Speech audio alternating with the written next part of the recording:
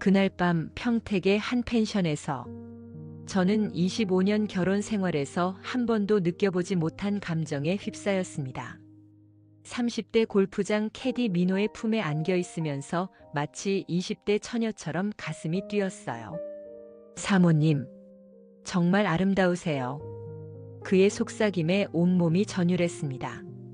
언제 마지막으로 이런 말을 들어봤을까요? 남편에게서는 결혼 후 한 번도 들어본 적 없는 말이었거든요. 촛불이 흔들리는 어둠 속에서 저는 다시 여자가 되었습니다. 58세의 나이에도 이런 감정이 가능하다니. 그 황홀함에 완전히 빠져버렸어요. 1년 전 제 이름은 박지연이었습니다. 대기업 임원인 남편 강민철과 결혼해 25년을 해로했죠. 강남 펜트하우스 200평 아파트에서 살면서 명품만 입고 다녔습니다. 한 달 용돈만 1,000만 원이 넘었어요. 자녀들은 모두 성공적으로 독립했습니다. 딸은 의사와 결혼해 미국에 살고 있었고 아들은 대기업에 다니며 분당에서 신혼살림을 차리고 있었죠. 겉으로 보기엔 완벽한 가정이었습니다. 하지만 속은 텅 비어 있었어요. 남편은 사업 확장 때문에라는 핑계로 집에 거의 들어오지 않았습니다. 주말에도 골프나 접대가 있다며 나가곤 했죠. 아이들도 각자 바빠서 명절에나 얼굴을 볼 수 있었어요. 그래서 시작한 게 골프였습니다. 처음에는 남편과 함께 치려고 배우기 시작했는데 막상 배우고 나니 남편은 여자들이랑 치는 게 편하다며 저를 데려가지 않더군요. 결국 저는 부인들끼리만 치는 골프 모임에 나가게 되었습니다. 일주일에 2-3번씩 경기도 일대의 골프장을 다니며 시간을 보냈어요. 그게 제 유일한 낙이었습니다. 평택 오션뷰 골프클럽은 제가 자주 가던 곳 중 하나였어요. 바다가 보이는 전망이 아름다워서 좋아했거든요. 그곳에서 그 남자를 만났습니다. 6개월 전 어느 화창한 봄날이었습니다. 평소처럼 부인 모임 골프를 치러 갔는데 담당 캐디가 바뀌었다고 하더군요. 안녕하세요, 사모님. 오늘 담당할 김민호입니다. 목소리부터 달랐어요. 다른 캐디들처럼 건성으로 하는 인사가 아니라 정말 정중하고 진심 어린 인사였습니다. 나이는 30대 초반으로 보였고 키가 크고 단정한 모습이었어요. 처음 뵙겠습니다. 최선을 다해 모시겠습니다.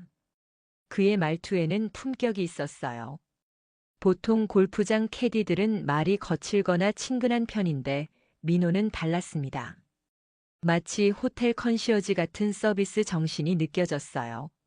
라운딩이 시작되자 그의 전문성에 놀랐습니다. 사모님, 오늘 바람이 왼쪽에서 초속 3m로 불고 있습니다. 평소보다 한 클럽 짧게 잡으시는 게 좋을 것 같아요. 정확한 분석과 조언이었어요. 실제로 그의 말대로 쳤더니 완벽한 샷이 나왔습니다. 와, 정말 잘 아시네요. 골프를 좋아해서 열심히 공부했습니다. 사모님 같은 분들께 도움이 되고 싶어서요. 그의 미소가 참 순수해 보였어요. 요즘 젊은이들처럼 계산적이거나 건방진 모습이 전혀 없었습니다. 9홀이 끝나고 중간 휴식 시간에 민호가 말을 걸어왔어요. 사모님, 혹시 불편한 점은 없으셨나요? 제가 골프장에 온 지 얼마 안 되어서 아직 서툰 점이 많습니다. 아니에요, 정말 완벽해요. 오히려 제가 고마울 따름이죠. 그렇게 말씀해 주시니 정말 감사합니다. 사실 이 일이 저에게는 너무 소중해서요. 소중하다고요? 네, 제가 지방에서 올라온 지 얼마 안 되거든요. 시골에 홀어머니를 모시고 있고 대학생인 동생도 있어서 이 일로 가족들을 부양해야 해서요. 그 말을 들으니 가슴이 짠해졌어요. 요즘 젊은이들이 이렇게 가족을 생각하는 경우가 드물잖아요. 특히 저희 아들만 봐도 자기 생각밖에 안 하는데 말이에요. 힘들겠네요. 서울 생활이 쉽지 않을 텐데. 괜찮습니다. 사모님들 같은 분들을 모시는 일이니까 보람도 있고요. 특히 사모님은 정말 좋은 분 같아서 열심히 하고 싶습니다. 그날부터 민호에 대한 호감이 생겼어요. 순수하고 성실한 젊은이라는 인상이었거든요. 그 이후로 저는 평택 골프장을 더 자주 가게 되었습니다. 물론 민호를 보기 위해서였죠. 처음에는 그냥 좋은 캐디 정도로 생각했는데 시간이 지날수록 그에게 끌리는 제 자신을 발견했어요. 민호는 항상 제 골프에 집중해 주었습니다. 다른 캐디들은 대충 하는 경우가 많은데 그는 정말 세심했어요. 사모님, 이번 홀은 핀 위치가 까다롭습니다. 그린이 빠르니까 조금 짧게 치시는 게 좋겠어요. 오늘 컨디션이 좋아 보이세요. 스윙이 한결 안정되었어요. 이런 세심한 관찰과 조언이 계속되니까 자연스럽게 대화가 늘어났죠. 어느 날은 라운딩이 끝나고 클럽하우스에서 차를 마시는데 민호가 조심스럽게 다가왔어요. 사모님, 죄송하지만 잠깐 시간 괜찮으시면. 무슨 일이에요? 오늘 사모님 골프 보면서 느낀 점이 있어서요. 스윙이 정말 좋아지셨는데 한 가지만 더 신경 쓰시면 확실히 실력이 늘 것 같아서요. 다른 캐디들은 라운딩 끝나면 그냥 가는데 민호는 이렇게 따로 조언까지 해주더군요. 정말요? 뭘 고쳐야 하나요? 백스윙 때 왼팔이 조금 굽어져요. 이렇게 하시면. 그는 정성스럽게 설명해 주었고 심지어 다음 라운딩 때 참고하라며 골프 레슨 동영상 링크까지 보내줬어요. 그런 관심이 너무 고마웠습니다. 남편은 제 골프에 관심도 없었거든요. 여자 골프가 뭐 그리 중요하냐는 식이었는데 민호는 정말 진심으로 제 실력 향상을 도와주려 했어요. 한 달쯤 지났을 때였을까요? 라운딩이 끝나고 주차장에서 민호를 우연히 만났는데 표정이 어둡더군요. 민호 씨, 무슨 일 있어요? 표정이 안 좋아 보이는데. 아, 사모님. 괜찮습니다. 그냥 개인적인 일이라. 무슨 일인지 말해봐요. 혹시 제가 도울 수 있는 일이라면. 정말 괜찮습니다. 사모님께 걱정 끼쳐드릴 일이 아니에요. 하지만 그의 모습이 너무 안쓰러워서 계속 물어봤어요. 어머니가 갑자기 쓰러지셔서 병원에 입원하셨어요. 수술을 해야 하는데 저희 같은 사람들은 의료보험도 제대로 안 되고 그 말을 들으니 가슴이 아팠어요. 이렇게 성실한 젊은이가 돈 때문에 어머니 수술도 못 받게 한다니. 얼마나 필요해요? 아니에요, 사모님.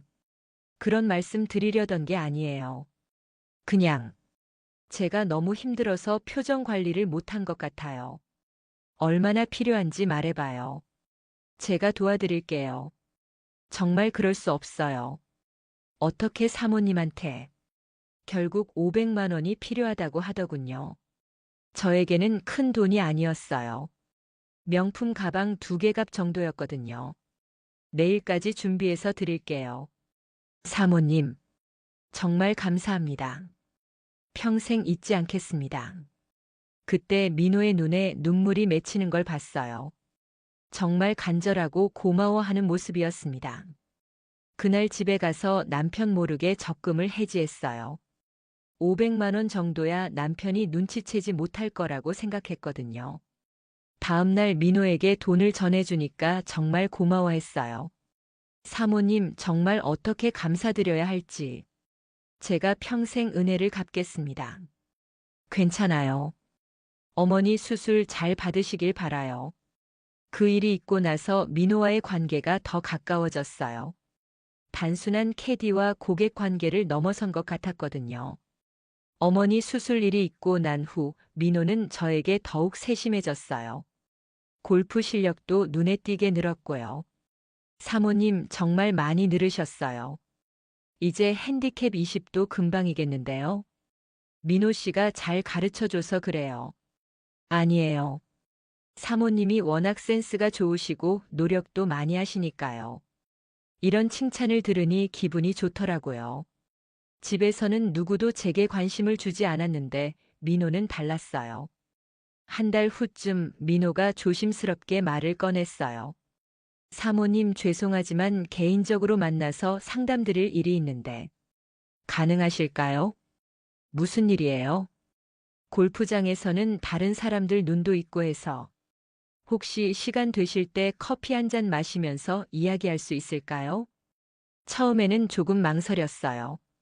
캐디와 개인적으로 만난다는 게 적절한 일인가 싶어서요. 하지만 그동안 민호가 저에게 얼마나 도움이 되었는지 생각하니 거절할 수 없었습니다. 좋아요. 언제 어디서 만날까요? 평택 시내에 조용한 카페가 있어요. 거기서 만나면 될까요? 그렇게 첫 번째 개인적인 만남이 성사되었습니다.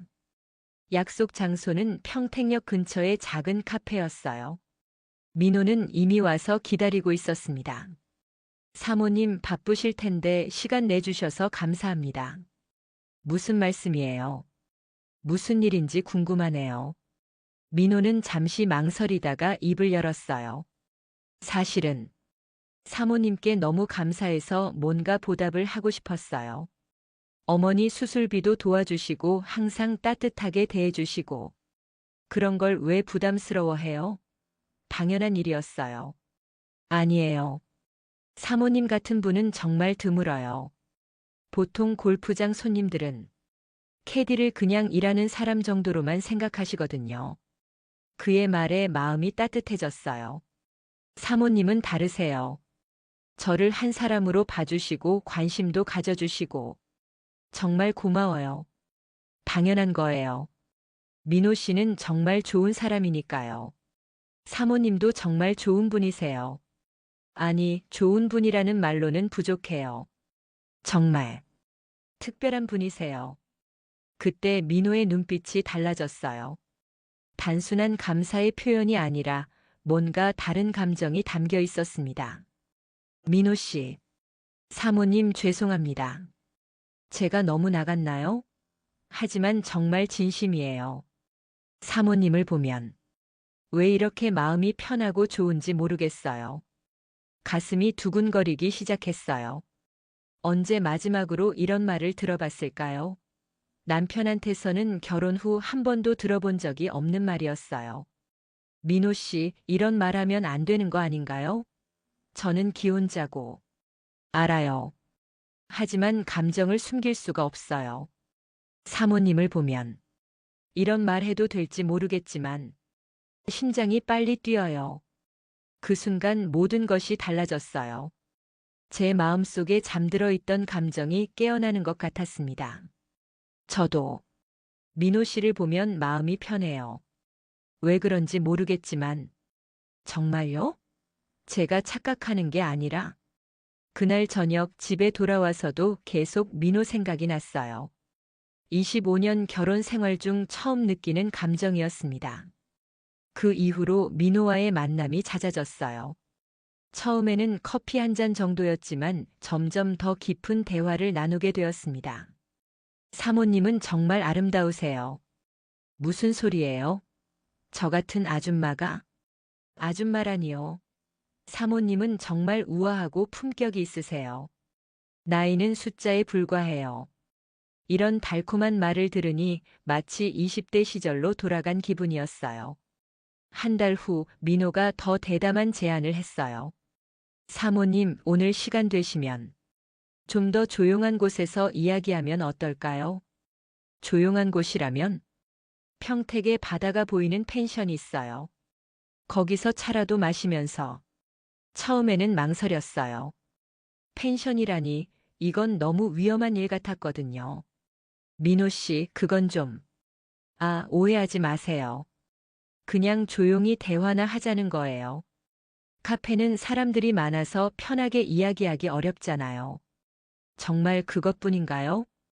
물론이에요. 사모님을 불편하게 만들 생각은 전혀 없어요. 결국 그의 말에 넘어가서 펜션에 갔어요. 바다가 보이는 조용한 곳이었습니다. 처음에는 정말 차만 마시며 이야기했어요. 그런데 민호가 갑자기 제 손을 잡더군요. 사모님, 민호 씨, 이러면 안 돼요. 저 정말 사모님을 사랑해요.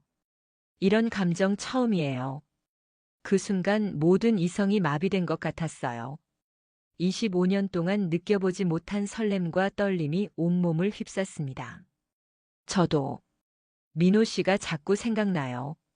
그렇게 우리의 관계는 선을 넘어버렸어요. 그날 밤은 정말 꿈 같았습니다. 오랫동안 잊고 살았던 여자로서의 감정이 되살아났어요. 민호의 품에 안겨 있으니 모든 걱정과 외로움이 사라지는 것 같았습니다. 사모님, 저 정말 행복해요. 저도요. 이런 기분 정말 오랜만이에요. 그 이후로 일주일에 2-3번씩 만났어요. 골프장에서 만난 후 펜션에서 시간을 보내곤 했습니다. 민호는 정말 다정했어요. 항상 제 말을 들어주고 이해해주고 사랑한다고 말해줬어요. 사모님과 함께 있으면 세상에서 가장 행복한 남자가 된 기분이에요. 정말요? 정말이에요.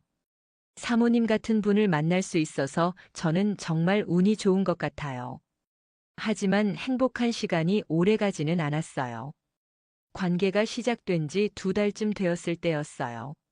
민호가 조심스럽게 말을 꺼냈습니다. 사모님 죄송한데 또 부탁드릴 일이 있어서요. 무슨 일이에요? 동생이 대학교 등록금을 내야 하는데 제가 지금 여건이 안 되어서요. 얼마나 필요해요? 1,000만 원 정도면 될 것 같아요. 정말 죄송해요. 이런 부탁 드리는 게 괜찮아요. 교육비는 중요하잖아요. 사실 1,000만 원도 저에게는 큰 돈이 아니었어요. 그리고 사랑하는 사람의 가족을 도와주는 게 당연하다고 생각했거든요. 정말 감사해요. 평생 잊지 않을게요. 그날 바로 계좌이체로 1,000만 원을 보내줬어요. 사모님, 정말 어떻게 감사를 표현해야 할지. 사모님이 저한테는 천사 같은 존재예요. 그 말을 들으니 뿌듯했어요. 내가 누군가에게 이렇게 소중한 존재가 될 수 있구나 하는 생각이 들었거든요. 하지만 한 달 후 또 다른 요구가 왔어요. 사모님, 정말 죄송한데 어머니가 재수술을 받으셔야 해요. 처음 수술이 잘못되어서 이번에는 2,000만 원이 필요하다고 했어요. 민호 씨, 어머니께 무슨 일이 있으신 거예요? 첫 번째 수술 후에 합병증이 생겼대요. 큰 병원에서 재수술을 받아야 한다고. 그럼 당연히 도와드려야죠. 하지만 이번에는 금액이 커서 좀 부담이 되었어요. 남편 몰래 2,000만 원을 빼내는 건 쉽지 않았거든요. 조금 시간이 필요할 것 같아요. 큰 돈이라서. 죄송해요. 제가 너무 큰 부탁을 드렸나 봐요. 아니에요. 며칠만 기다려주세요. 결국 주식을 팔아서 돈을 마련했어요. 다행히 남편은 제가 주식 투자를 한다는 걸 알고 있어서 별로 신경 쓰지 않았거든요. 사모님 정말 감사해요.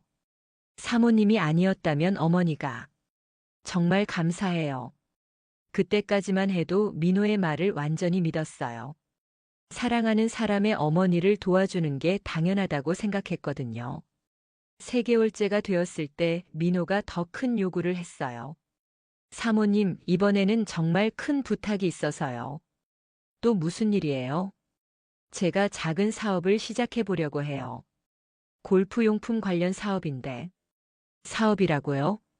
네, 골프장에서 일하면서 보니까 골프용품 시장이 정말 좋더라고요.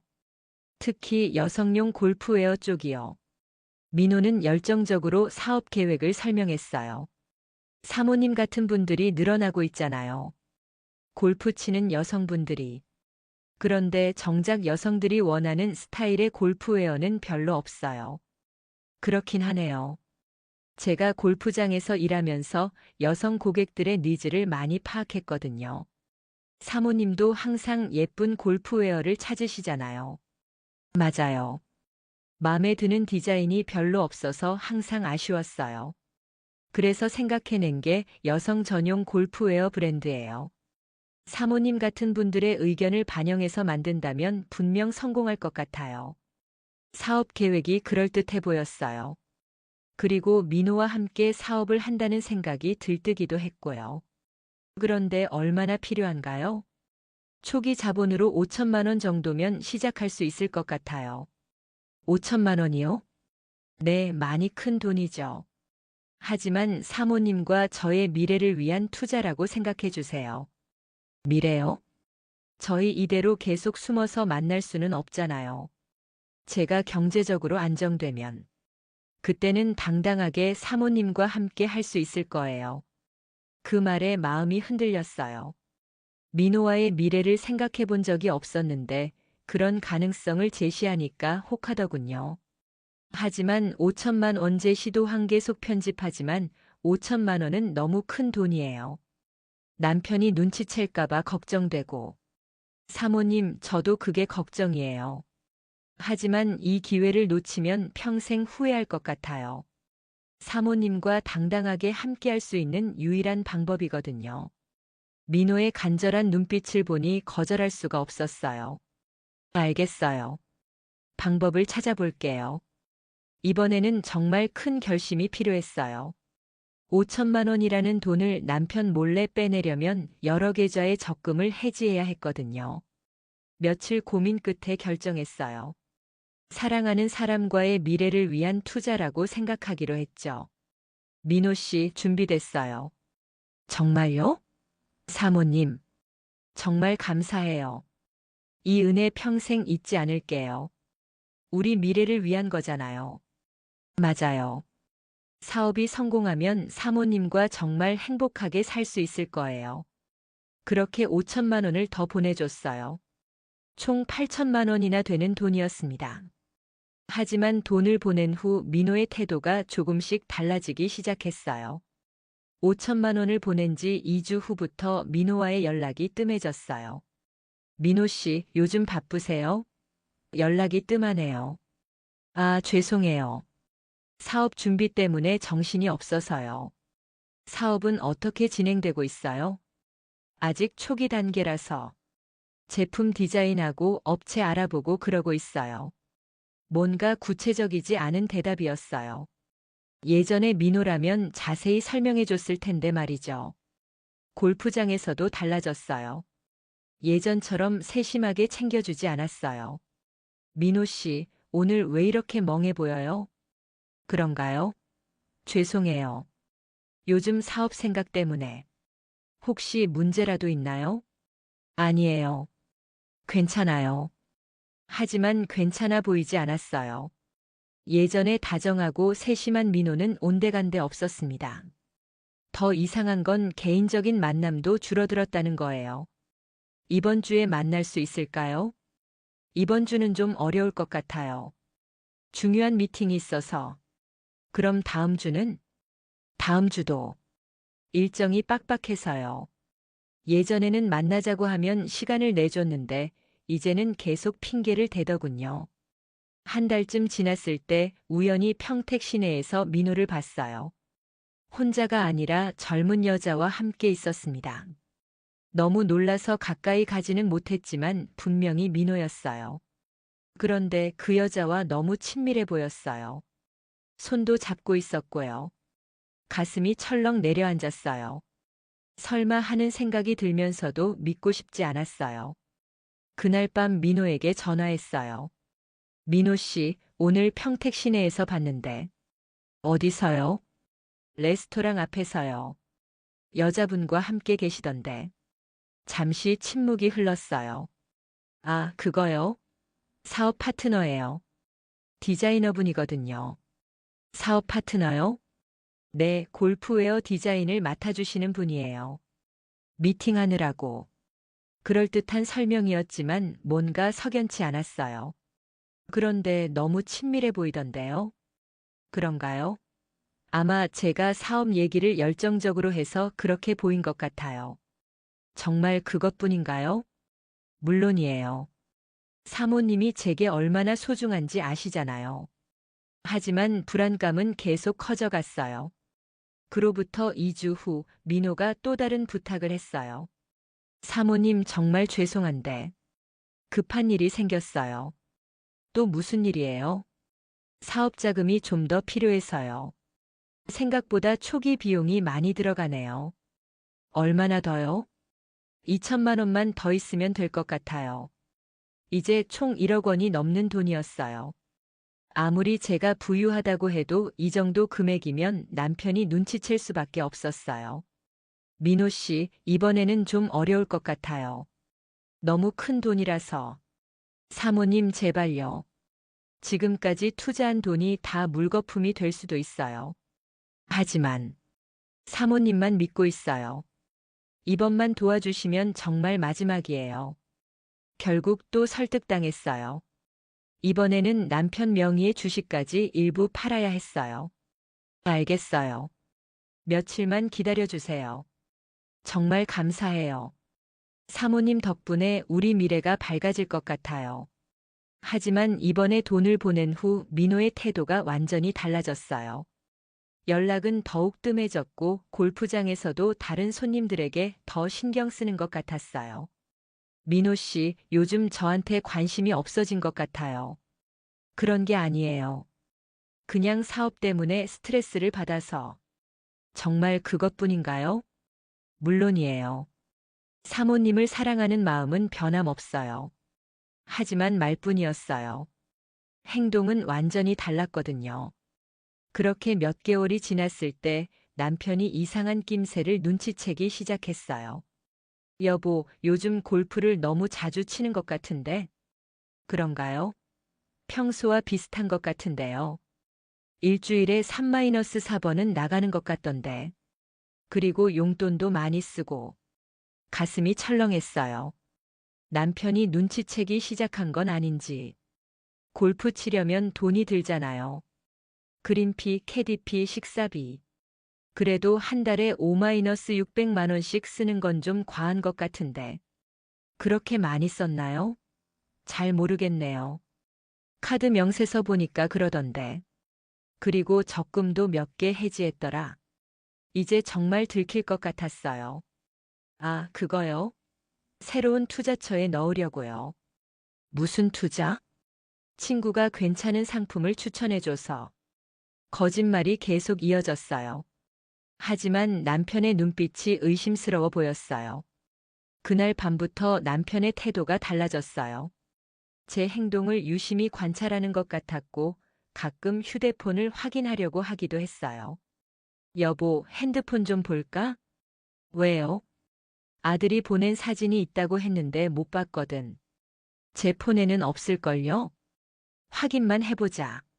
다행히 민호와의 메시지는 미리 삭제해놨어서 별 문제는 없었어요. 하지만 남편이 의심하고 있다는 건 분명했어요. 며칠 후 남편이 갑자기 제안했어요. 여보, 오랜만에 부부 골프 어때? 갑자기 왜요? 요즘 당신이 골프를 그렇게 좋아하니까 나도 함께 쳐보고 싶어서. 굳이 그럴 필요 없어요. 남자들끼리 치는 게 편하잖아요. 아니야, 이번에는 꼭 함께 치고 싶어. 어디가 좋을까? 평택 쪽 골프장이 좋다던데? 평택이라는 말에 가슴이 철렁했어요. 평택 말고 다른 곳은 어때요? 왜? 평택이 좋다고 했잖아. 오션뷰 골프클럽이 경치도 좋고. 완전히 들킨 것 같았어요. 남편이 이미 다 알고 있는 눈치였거든요. 알겠어요. 평택으로 가요. 피할 수가 없었어요. 그 주 토요일 남편과 함께 평택 오션뷰 골프클럽에 갔어요. 가는 내내 가슴이 두근거렸어요. 오늘 날씨 좋네. 골프 치기 딱 좋은 날씨야. 남편은 평소와 다름없이 행동했지만 저는 불안해서 견딜 수가 없었어요. 골프장에 도착해서 체크인을 하는데 놀랍게도 다른 사람들이 많이 와 있었어요. 여보, 오늘 뭔가 행사라도 있나? 아, 내가 몇 명 더 불렀어. 오랜만에 큰 모임으로 하자고. 이상했어요. 남편이 이런 모임을 주도하는 경우는 거의 없었거든요. 더 놀라운 건 참석자들이었어요. 남편의 회사 임원들, 골프장 이사진들, 그리고 평소에 잘 알던 골프 회원들까지. 여보, 이분들 왜 다 오신 거예요? 그냥 친목 도모 겸해서. 자, 인사드려. 어색하게 인사를 나누는데 사람들의 시선이 뭔가 이상했어요. 마치 저를 관찰하는 것 같았어요. 캐디 배정을 받는데 하필 민호가 저희 팀 캐디로 배정되었어요. 안녕하세요. 민호는 저를 보고도 모르는 척했어요. 평소처럼 친근하게 대하지도 않고 완전히 딱딱한 업무적인 태도였어요. 남편이 민호를 유심히 쳐다봤어요. 젊은 캐디네. 이름이 뭐야? 김민호입니다. 여기서 일한 지 오래됐어? 6개월 정도 됐습니다. 그래, 열심히 해. 라운딩이 시작되었는데 분위기가 이상했어요. 다들 골프에 집중하는 것 같지 않고 계속 저와 민호를 관찰하는 것 같았어요. 9홀이 끝나고 휴식 시간에 남편이 말했어요. 여보, 저 캐디 어때? 서비스가 좋은 것 같은데. 그냥 평범한 것 같아요. 평범해? 나는 꽤 전문적으로 보이던데. 당신도 자주 봤을 것 같은데? 자주요? 아니에요. 처음 보는 것 같은데요. 거짓말이 자연스럽게 나왔어요. 정말? 이상하네. 분명 익숙한 것 같던데. 남편의 눈빛이 날카로워졌어요. 후반 9홀도 비슷한 분위기였어요. 민호는 계속 모르는 척했고 저는 최대한 자연스럽게 행동하려고 노력했어요. 18홀이 모두 끝나고 클럽하우스로 들어갔는데 놀랍게도 VIP룸이 예약되어 있었어요. 여보, 여기는 왜? 오늘 특별한 날이니까. 다들 들어가자. 20여 명이 넘는 사람들이 VIP룸에 모였어요. 뭔가 심상치 않은 분위기였어요. VIP룸에 모든 사람들이 자리를 잡고 앉았어요. 남편이 일어서더니 갑자기 마이크를 들었어요. 여러분, 오늘 바쁘신 중에 시간 내주셔서 감사합니다. 뭔가 이상했어요. 남편이 무슨 발표라도 할 모양이었어요. 오늘 이 자리를 마련한 특별한 이유가 있습니다. 프로젝터 스크린이 내려왔어요. 가슴이 철렁 내려앉았어요. 제 아내와 이 골프장 김민호 캐디의 불륜 관계를 여러분께 공개하고자 합니다. 순간 머리가 하얘졌어요. 주변이 조용해지는 것 같았어요. 첫 번째 화면에는 호텔 로비에서 민호와 제가 함께 들어가는 CCTV 영상이 나왔어요. 이것은 지난 3개월간 수집한 증거입니다. 두 번째 화면에는 계좌이체 내역이 나타났어요. 제 아내가 이 남자에게 송금한 총 금액은 1억 2천만 원입니다. 사람들 사이에서 웅성거리는 소리가 들렸어요. 500만 원, 1천만 원, 2천만 원, 5천만 원, 2천만 원. 이렇게 5차례에 걸쳐 송금했습니다. 저는 그 자리에서 움직일 수 없었어요. 온몸이 얼어붙은 것 같았어요. 그런데 더 놀라운 사실이 있습니다. 세 번째 화면에는 민호가 젊은 여자와 함께 해외여행을 가는 사진들이 나타났어요. 이 남자는 제 아내에게서 받은 돈으로 다른 여자와 하와이 여행을 다녀왔습니다. 네 번째 화면에는 민호가 고급 승용차를 사는 장면이 나왔어요. 3천만 원짜리 수입차도 샀습니다. 물론 제 아내 돈으로요. 다섯 번째 화면에는 다른 여성들의 사진이 나타났어요. 그리고 이것이 가장 충격적인 사실입니다. 이 남자의 이전 피해자들입니다. 제 심장이 멈춘 것 같았어요. 총 5명의 중년 여성들이 이 남자에게 속아 돈을 뜯겼습니다. 총 피해 금액은 8억 원이 넘습니다. 여섯 번째 화면에는 민호의 신상 정보가 나타났어요. 김민호 35세. 실제로는 도박 중독자이며 다중채무자입니다.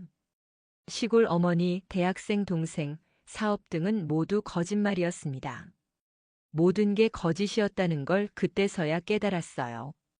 남편이 민호를 향해 말했어요. 김민호 씨, 할 말 있으면 해보세요. 민호는 당황한 표정으로 일어섰어요. 에이, 이건 오해입니다. 저는 그냥. 오해라고요? 그럼 이건 뭡니까? 마지막 화면에는 민호가 다른 골프장에서도 똑같은 일을 하는 영상이 나왔어요. 안산 골프클럽, 화성 컨트리클럽. 이미 4개 골프장에서 같은 수법을 쓰고 있었습니다.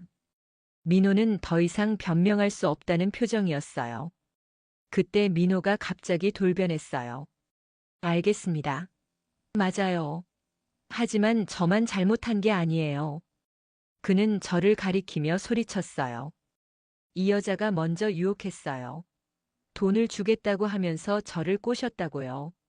뭐라고? 정말이에요. 제가 뭘 잘못했습니까? 그냥 서비스업이라고 생각했어요. 당신이 먼저 접근한 거잖아요. 증거가 있어요? 제가 먼저 했다는 증거가. 민호는 완전히 뻔뻔한 모습으로 돌변했어요. 오히려 저는 피해자예요. 이 여자가 저를 이용한 거라고요. 그 순간 모든 게 무너지는 느낌이었어요. 그 자리에서 저는 아무 말도 할 수 없었어요. 20여 명의 사람들 앞에서 벌거벗겨진 기분이었어요. 여러분, 이제 아시겠죠? 이런 사기꾼들이 우리 주변에 있다는 걸. 남편이 정리 발언을 했어요. 저는 오늘 이 자리를 통해 경고하고 싶습니다. 특히 우리와 같은 중년층 여성분들이 조심하셔야 한다고. 사람들이 저를 바라보는 시선이 따가웠어요. 동정의 시선도 있었지만 대부분은 비웃음과 경멸이었어요. 그리고 김민호 씨, 당신은 오늘부터 이 골프장 출입 금지입니다. 골프장 이사가 선언했어요. 다른 골프장에도 통보하겠습니다. 더 이상 피해자가 생기지 않도록. 민호는 아무 말도 못하고 나가버렸어요. 마지막까지도 사과 한마디 없었어요. 사람들이 하나둘 자리를 떠나기 시작했어요. 떠나면서 저를 바라보는 시선들. 평생 잊을 수 없을 것 같아요. 지연 씨, 힘내세요. 몇 명이 위로의 말을 건넸지만 대부분은 그냥 지나쳐갔어요. 결국 남편과 저만 남았어요. 이제 집에 가자. 남편의 목소리는 차갑고 무표정했어요. 집에 가는 내내 아무 말도 하지 않았어요. 차 안의 침묵이 너무 무거웠어요. 집에 도착하자마자 남편이 말했어요. 이혼하자. 예상했던 말이었지만 실제로 들으니 충격이었어요. 여보, 할 말 없어. 이미 변호사와 상담받았고 서류도 준비되어 있어. 남편은 서류 뭉치를 테이블에 내려놓았어요. 재산 분할은 최소한으로 할 거야. 당신이 불륜을 저질렀으니까. 그래도 25년을 그렇게 가볍게 버렸잖아. 1억 2천만 원이라는 돈과 함께. 남편의 목소리에는 분노와 실망이 가득했어요. 그 돈, 어떻게 할 거예요? 돌려받을 수 있을 거라고 생각해? 그 남자는 이미 다 써버렸어. 도박과 다른 여자에게. 모든 게 허무하게 사라진 거였어요. 아이들에게는 뭐라고. 아이들도 이미 알고 있어. 실망이 크더라. 가슴이 찢어지는 것 같았어요. 다음 주에 이혼 조정이 시작되었어요. 결과는 뻔했어요. 남편이 거의 모든 재산을 가져갔고 저는 위자료도 받을 수 없었어요. 아이들과의 관계도 완전히 끊어졌어요. 엄마, 어떻게 그럴 수 있어요? 그 돈이면 저희 집 전세금이었는데. 아들의 원망 섞인 목소리가 아직도 귀에 남아 있어요. 엄마를 이해할 수 없어요. 아빠가 얼마나 상처받으셨는지 아세요? 딸도 저를 외면했어요. 이혼이 확정된 지 6개월이 지난 지금 저는 구로구 원룸에서 혼자 살고 있어요. 매일 아침 6시에 일어나서 마트에 출근해요. 계산원으로 일하며 하루 7만 원을 벌어요. 한 달 월급이 200만 원 정도 되죠. 월세 50만 원, 생활비 100만 원. 빠듯하게 살고 있어요. 명품으로 가득했던 옷장은 이제 마트 유니폼과 몇 벌의 평상복뿐이에요. 한때 수백만 원짜리 핸드백을 들고 다녔던 제가 이제는 10,000원짜리 가방을 들고 다녀요. 가끔 옛날 사진을 보면 꿈만 같아요. 정말 제가 그런 삶을 살았던 걸까요? 친구들과도 연락이 끊어졌어요. 골프장에서 그 일이 있은 후 아무도 연락하지 않더군요. 가장 힘든 건 아이들과의 관계예요. 1년째 연락이 없어요. 그들의 결혼식이나 손주들 얼굴도 볼 수 없을 것 같아요. 얼마 전에 소식을 들었어요. 민호가 결국 사기죄로 실형을 받았다고 하더군요. 다른 피해자들이 집단으로 고소했고 총 피해 금액이 10억 원이 넘는다는 게 밝혀졌어요. 하지만 이미 돈은 모두 도박과 유흥비로 사라진 후였어요. 피해자들이 돌려받을 수 있는 돈은 거의 없다고 해요. 민호는 법정에서도 끝까지 뻔뻔했다고 들었어요.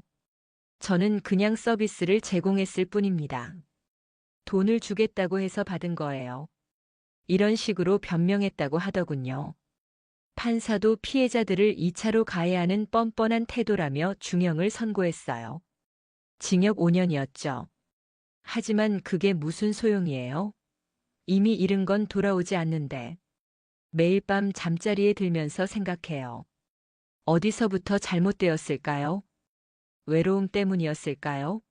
남편의 무관심 때문이었을까요? 아니면 제 욕심 때문이었을까요?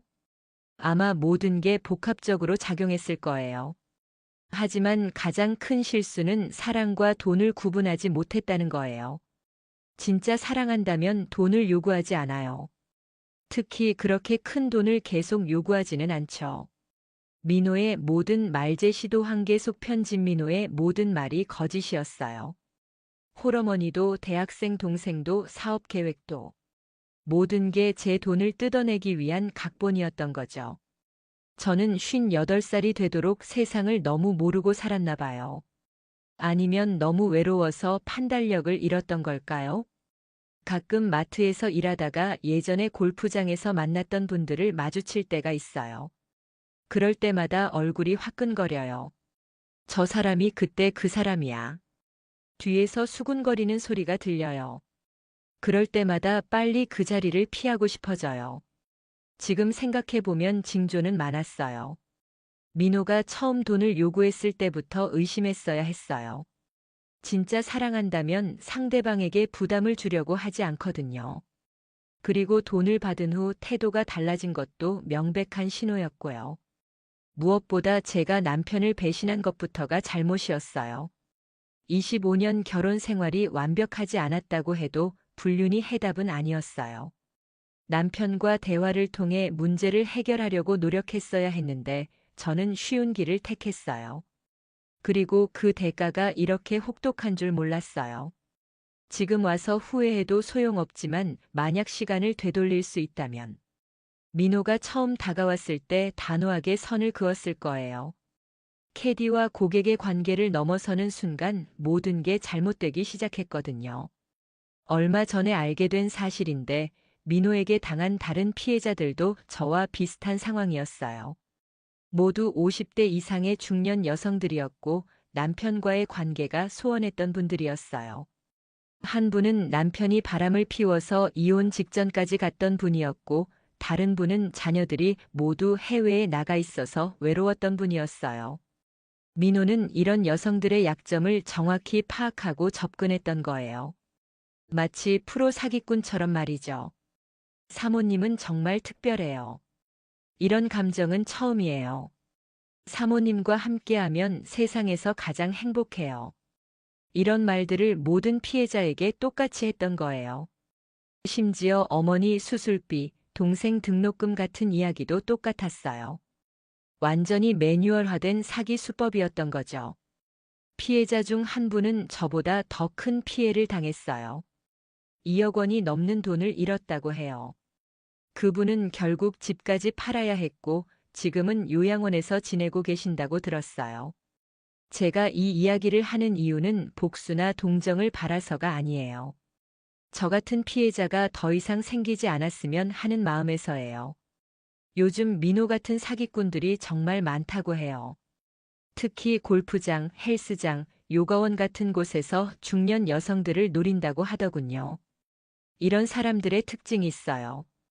첫째, 처음에는 정말 순수하고 성실해 보여요.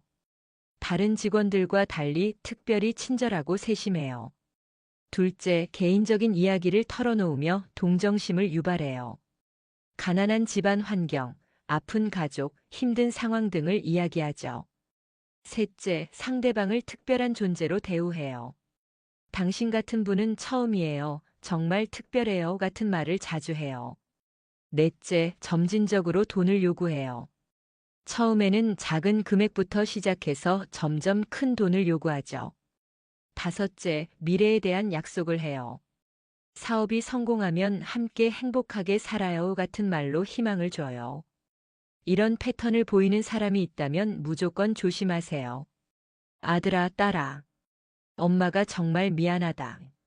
너희들에게 부끄러운 엄마가 되어서 정말 죄송해. 25년 동안 너희들을 키우면서 항상 올바르게 살아야 한다.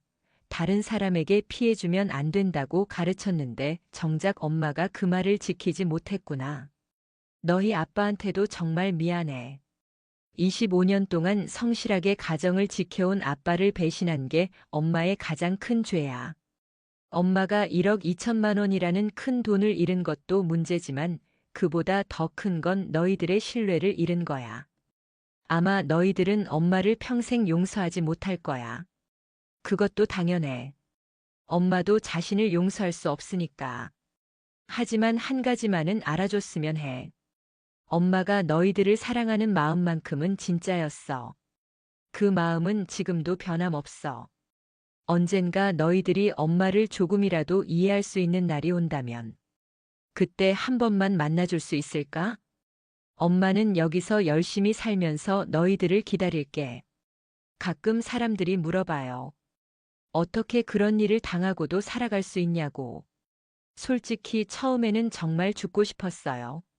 모든 걸 잃고 사람들의 손가락질을 받으며 사는 게 너무 힘들었거든요. 하지만 죽는 것도 용기가 필요한 일이더라고요. 그리고 무엇보다 이렇게 죽으면 민호가 웃을 것 같았어요. 그래서 살기로 했어요. 힘들어도 부끄러워도 살아보기로 했어요.